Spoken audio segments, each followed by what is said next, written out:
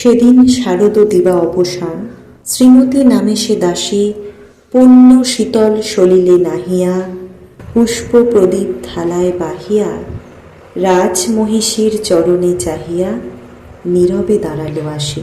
শিহরে সভয়ে মহিষী কহিলা, এ কথা নাহি কি মনে?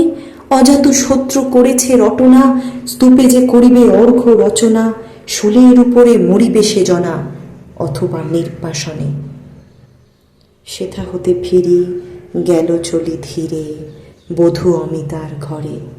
সম্মুখে রাখিয়া স্বর্ণ মুকুর, বাঁধিতেছিল সে দীর্ঘ চিকুর, আঁকিতেছিল সে যত্নে সিঁদুর, সীমন্ত সীমা পরে। শ্রীমতীরে হেরি বাঁকি গেল রেখা, কাঁপি গেল তার হাত। কহিল, অবোধ, কি সাহস বলে এনেছিস পূজা? এখুনি যা চলে, কে কোথা দেখিবে, ঘটিবে তাহলে ভীষণ বিপদপাত। অস্ত রবির রশ্মি আভায় খোলা জানালার ধারে কুমারী শুক্লা বসে একাকিনী পড়িতে নিরত কাব্য কাহিনী। চমকি উঠিল শুনি কিঙ্কিণী, চাহিয়া দেখিল দ্বারে। শ্রীমতীরে হেরি পুঁথি রাখি ভূমে, দ্রুত পদে গেল কাছে।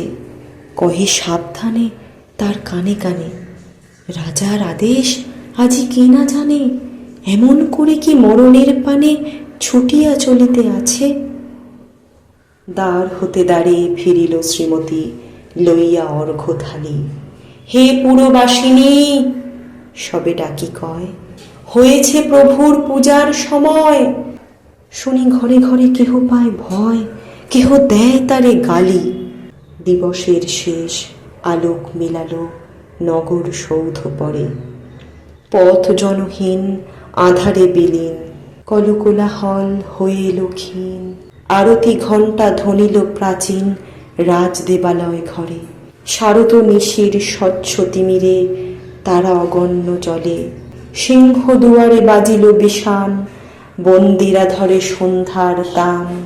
মন্ত্রণা সভা হলো সমাধান, দাড়ি ফুকারিয়া বলে। এমন সময় হেরিলা চমকি প্রাসাদে প্রহরী যত।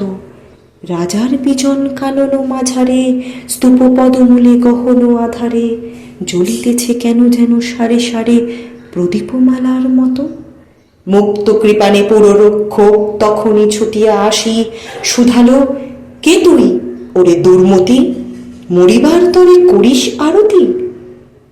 মধুর কণ্ঠে শুনিল, শ্রীমতী, আমি বুদ্ধির দাসী। সেদিন শুভ্র পাষাণ ফলকে পড়িল রক্ত লিখা। সেদিন শারদ স্বচ্ছ নিশীতে প্রাসাদ কাননে নীরবে নিভৃতে, স্তূপ পদমূলে নিবিল চকিতে শেষ আরতির শিখা।